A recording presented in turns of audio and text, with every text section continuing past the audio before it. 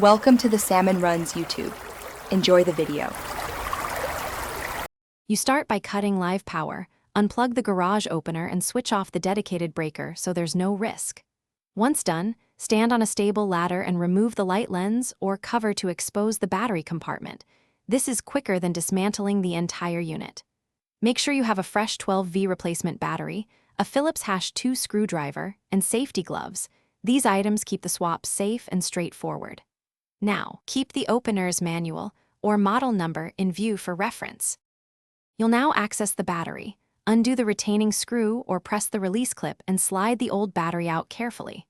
Once visible, note the polarity markings. This prevents reversed connections later.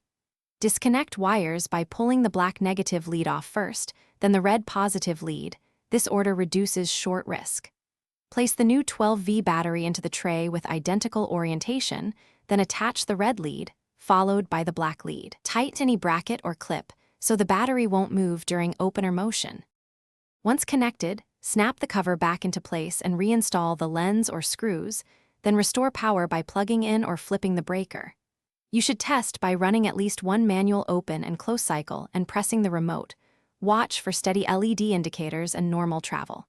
If the opener doesn't respond, make sure the battery leads are tight and oriented correctly, check the replacement battery's charge, and inspect any inline fuse.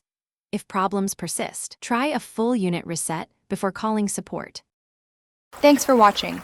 Consider subscribing if we helped you.